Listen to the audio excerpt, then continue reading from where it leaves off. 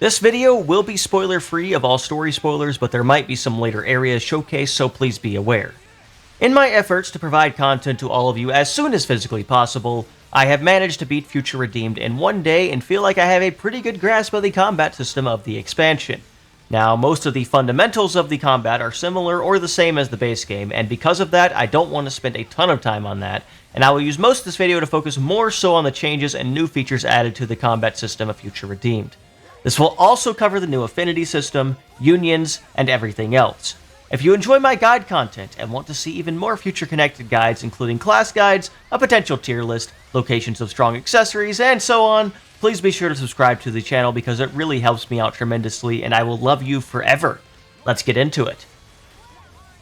The basic fundamentals of combat are virtually the same. Standing still will allow you to automatically attack the enemy. By pressing either B, X, or Y, you can use an art. Arts will gradually recharge over time if they are circle-shaped, or they will recharge based on your auto attacks if they are diamond-shaped. If you use an art at the exact moment an auto attack connects, you can cancel the auto attack into that art, which will also recharge your diamond-shaped arts. As you progress, you can gain arts of the other type to link to whatever the default type of art a character has, and these arts can be activated by using the D-pad and pressing the corresponding direction the arts are assigned to. This means each character will eventually have 3 types of each art and 6 arts total. Fulfilling specific conditions of these arts are the way to charge up your talent art, which is the big art assigned to the A button. For attackers, this is using positional effects found on your arts, so in this case Matthew and Rex. For healers, it's using field effects, and for defenders, it's maintaining aggro. They also recharge slowly over the course of battle from other things, but these are the main ways. Talent arts are usually stronger attacks or effects. The other cool thing you can do with arts is using them together by holding down the ZR button and pressing the corresponding button the arts are assigned to. Each normal art will be linked to one of the arts on the D-pad. In the base game, these were called fusion arts. In Future Redeemed, this seems to be called Ouroboros Power. This is also where our first combat difference comes in. In the base game, you could link arts to get the effects and damage of both arts. In Future Redeemed, not only do you get this, but each fusion has a specific bonus effect as well. This is likely because each character only gets 3 possible arts for each side, so they wanted to let you have an additional effect to choose which fusion or Ouroboros powers would give you the most benefit in combat. This is important because it could be an extra combo, it could be an additional buff or debuff, or it could give you even more additional damage. Make sure to check the bonus effects of your fusion arts to see which one you would be the most beneficial to pair up and use. The other feature that we have in combat is the Unity combo. This is what replaces the Ouroboros forms from the base game. So essentially, by using arts, you can charge up your Unity combo. Using an art will charge it up a certain amount, and using fusion arts or Ouroboros power arts will charge it up even more. Now, you can have multiple of these ready at the same time. You can have it on all 3 of your characters if you wish. And essentially what the Unity combo is a dual attack between 2 of your current party members. And these can either inflict burst, blowdown, or smash on a launched enemy. The damage of each of these seems to be based on the amount of damage you dealt during the Unity combo itself. I don't know the exact multipliers. I'm assuming Smash still has the highest multiplier, but you can still get some pretty high damage with Burst and Blowdown as well. Once again, though, this only works if the enemy is launched. You have to be able to break the enemy in order to topple them, in order to launch them, very similar to the base game. Daze has been removed from the game as far as I can tell, so everything works out of launch this time around. There are no smashes or bursts or anything on the characters themselves. You can only access them with the Unity combos. So it's very important to save these for the right moment to make sure you can take advantage of that. You also seem to get some invincibility frames when using a Unity combo, so that might be something to keep in mind just to avoid a dangerous attack. You can also get yourself out of combos or bad situations by using a Unity combo, so that is one other benefit of the Unity combo. Since we are on the subject, I do want to mention that this entire combat system, once again, really revolves heavily around combos. You want to make sure you're trying to break the enemy as much as possible because this will allow you to topple enemies and then launch enemies, which will stop the enemy from doing things for certain amounts of time, giving you a big advantage in combat as long as the enemy remains toppled or launched. The Tactics menu also makes a return and it does the exact same commands as the base game. By holding down the ZL button, you are able to swap characters with L or R, which is really beneficial to be able to get access to multiple characters' kits at the same time. And you will always be better than an AI most of the time, so it's really nice to be able to control characters, to use combos when you want, and just be able to have more fluidity in the combat as well. It's one of my favorite features of the game, personally. You can also command your allies to come to you if you need to run away or if you need to get them out of a dangerous area of effect attack, and you can get them to target enemies if you are targeting a specific enemy and want to take down that enemy as fast as possible.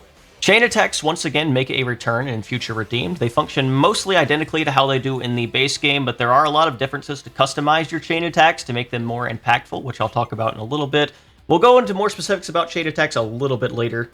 Most of the really important changes to combat this time around are going to involve your setup and stuff in the menu. We have a lot of changes in the menu this time around. We have this entire new tab called Affinity Points. Essentially, Affinity Points, or AP, I guess for short, is how you are going to be able to level up your characters and make them stronger in this game. There are 6 different tabs here. We have Exploration, Battle Missions, Affinity Scenes, Community, and Enemypedia, and Collectopedia. So by essentially filling out certain objectives within these tabs, you will gain affinity points. This ranges from completing quests, collecting items, killing certain enemies, fighting unique monsters, completing other certain objectives. There's many different ways you can earn affinity points in this game, and it's very valuable to be able to do this. As someone who did not do a ton of side content and exploration and just wanted to get through with the story in order to not get spoiled on the game, you will definitely get punished in a lot of situations for not having a bunch of affinity points, just because your party will be a lot weaker otherwise. Now, if you're like me and just invest everything into Rex, it ends up not being a huge deal because he can hard carry everything, but as you can see, a lot of my other characters are very half-baked right now. The affinity point system is how you unlock all of your powerful skills on your characters, how you level up your arts, how you gain certain stats, how you get art canceling as well. That's on everyone's second skill tree. Art canceling is one of the most fundamentally important parts of combat in this game. So the good thing about this game in particular is that you can cancel out of fusion arts or out of Ouroboros powers no matter what, but you need on arts canceling to cancel single arts into themselves.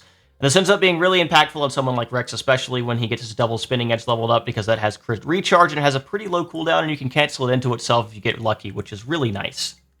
In addition to this affinity point system, you also have to find affinity packs throughout the world in order to unlock the additional set of skills on your characters. This is another issue, because if you're not doing side content or exploring, then you're not going to have access to the other skills on your characters, even if you are earning the affinity points. So you want to make sure that you are doing as much as possible throughout the game in order to give yourself an easier time, unless you just think you're good enough at the game to where it does not matter. If I had some advice, I'd highly recommend getting the skills on the characters as soon as possible. Just having a skill can be extremely impactful on all of your characters, and you want to do that before worrying about flat stats or just leveling up your arts or anything like that. The skills are just fundamentally important parts of all of the characters, and you want to make sure all your characters have all 4 of their skills as soon as possible so they can be as strong as possible as soon as possible. Most of gameplay strength in this game is tied to doing side content and exploration. I guess this is their way of not forcing you to do side content like Torna and giving you the choice, but still giving you a very strong incentive to do so, because arts are also locked behind doing this. Gems are locked behind finding gem kits. Skills are locked behind getting the affinity gross. Accessories are also locked behind accessory kits. You can't equip 3 accessories on a character unless you get enough accessory kits throughout the world. According to a tutorial, there is enough kits throughout the world to unlock everything on every character, so just be on the lookout for those. And if you want to make your life a lot easier gameplay-wise, definitely try to find those to make sure you can unlock everything you can on every single character. And make sure you're filling out your affinity goals as well, because it'll make you a lot stronger in the long run. While we're on the subject of unlock kits, another recommendation I have is when you get art unlock kits, make sure you are unlocking arts on characters as soon as you can in order to get the additional art effects, because just having any kind of Ouroboros power or fusion art is really impactful in combat on basically any character just because of all of the bonus effects it offers you. Gems also make a return, and they function almost exactly like they do in the base game. Just by equipping gems, you get extra combat abilities. A lot of the really impactful gems are critical damage up, cancel damage up, buff duration and power up, reviving characters with more health and faster, and aggro up on defenders, which can be pretty useful at times. Accessories also make a return, and they function almost the exact same way here. You can equip accessories that'll increase your combat abilities. There's a lot of powerful accessories in the game. And one very new thing about accessories is something to do with chain attacks. Essentially, you can change your chain attack completion bonus and also give yourself a heroic chain on your characters by equipping tactics or strategy manuals found throughout the world. This will allow you to get a bunch of additional effects, which can be really impactful depending on the type of effect you have. Like, for example, in my Matthew, I have during chain attack increased critical hit damage bonus by 150 percentage points. This is really impactful because Rex is basically a critical hit machine, so I can just get a ton of additional damage when I use his attacks. On Shulk, I'd have charged chain attack gauge and grant power charge to all allies. This essentially gives you an entire extra round of a chain attack, which is super impactful, especially in a situation like this. So you can use both members of a unity combo, so you can always get the unity combo you want because of the extra round. And just in general, there's a ton of useful effects that you can have. I have multiply TP by 150% on Rex, so he gets more TP, guarantee a Bravo rating from A. There is a lot of things you can do here to increase your effectiveness in combat and in chain attacks, and it can make chain attacks just extremely powerful if you know what you are doing, and one of your basically strongest win conditions. So the final new tab we have here is the Unity tab. I've already talked about Unity combos, but essentially under the Unity tab, you can link any two characters together here. Every character will have their own pairing, and depending on the character you link it with, you'll get a different Unity combo, which means you get access to Blowdown, Burst, or Smash, depending on the character you link them with. And more importantly, in my opinion, you get a Unity skill. So Unity skills are special skills that basically affect either the pairing of characters or the entire party, depending on what the characters are. So this is really good depending on the characters you link up. Rex and Glimmer, for instance, boost all allies' critical hit rate by 20% and critical hit damage by 50 percentage points. This is an absolutely massively impactful effect. I love this effect a lot. It's really strong. And there's a ton of other really useful effects here, like Shulk with Nicol will reduce all damage to all allies by 50% and boost health recovery by 15%, another very strong effect. You can boost allies' evasion and accuracy by 10% by stacking with A. Glimmer can give you a lot of additional healing, can boost damage dealt based on the amount of time elapsed in a battle by teaming with Nicol. There's just so many powerful effects you can use here depending on what you team up with. I really like the Rex and Glimmer effect, as I said, but depending on what skills you get, you can really increase your effectiveness in combat. So this is a very important feature to understand and take advantage of. You can also strengthen these as you get later in the game to get stronger effects, so make sure you're on the lookout for that to do as much as you can with these effects. So the general approach to combat is going to be using auto attacks to get your arts, using arts to get your talent art and unity combo up, using your unity combos and talent arts to get big bursts of damage, hopefully on launched enemies, especially for the unity combos, and then finishing with one giant chain attack once you have your party meter up. Once again, hopefully finishing with a big unity combo on a launch. This makes it very important to try to get breaks on enemies, so if you ever find anything that will allow you to lower enemy break resist, that could be really useful to put on your break characters, which are Matthew and Shulk. And occasionally Rex if you have the right fusion art for that, because Anchor Shot linked with, I believe, Rolling Smash allows you to break and topple an enemy instantly, which is a pretty cool effect.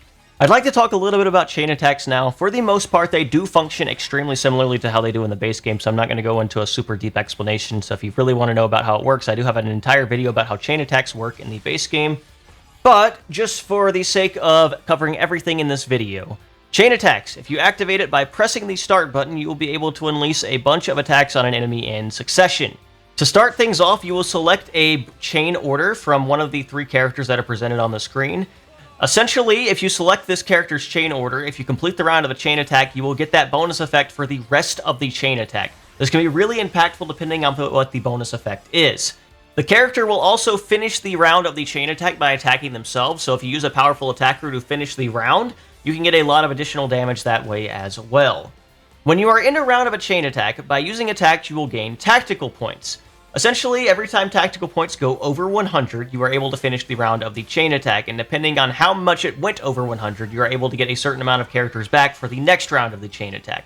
Essentially, your goal is to go as many rounds as possible and get as much benefit out of the chain attack as you possibly can. So, there's a couple ways to go about this. So essentially, if you are using a character that is the same role as the order you have chosen, so if you select Matthew and then use Rex or Matthew because they're both attackers, you will gain additional TP.